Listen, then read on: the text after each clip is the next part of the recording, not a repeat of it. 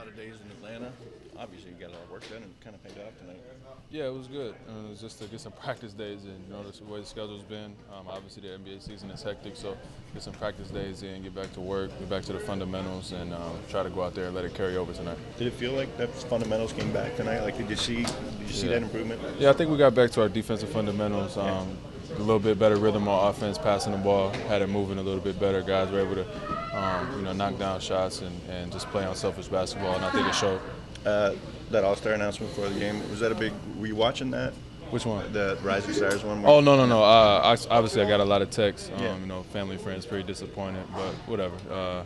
I'm not a guy that needs any motivation, but if that was a little bit before the game, so be it. I don't put a lot of stock into that stuff. It would have been a nice accomplishment and kind of a nod of respect, but didn't happen, and we got bigger things to focus on. Were you surprised that nobody from the team got it? Yeah, I was kind of. I wasn't expecting to play in it just because of the way I don't really get those type of accolades anyway. But for like OG to be a starter on one of the best teams in the NBA, Pascal and Jakob to not be on the world team, and then to look at the list and see some of the guys that are on there, it's disappointing that none of our guys got that nod of respect. But I guess it's almost better that way. Give us a little bit more like you said, a little bit more motivation.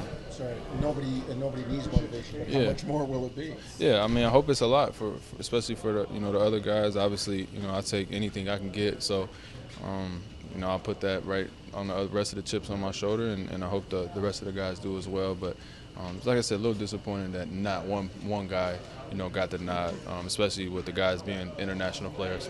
You said that you keep an eye on the standings as a fan.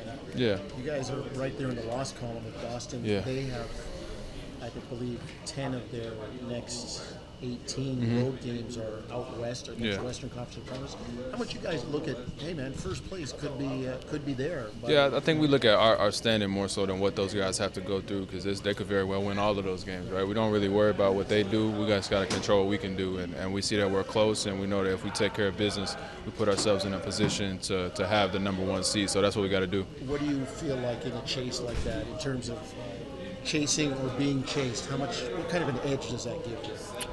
Hopefully it gives you a little bit more focus and attention to detail and just urgency, and come out tonight in a game like tonight with a team that's struggling, just to come out and handle business and not play around with the game. Those are the games that kick your butt at the end of the season. So we got to take care of business and approach every game, with the same intensity, and I think we'll be fine. Fred, do you get the sense ever that you guys somehow are still flying under the radar with some folks, based on, you hear everybody talking Boston, Cleveland, and Houston, Golden State, and you guys just keep plugging away, doing your thing, and Yeah, I don't know if it's regionally or just the type of guys we have, but I like it that way.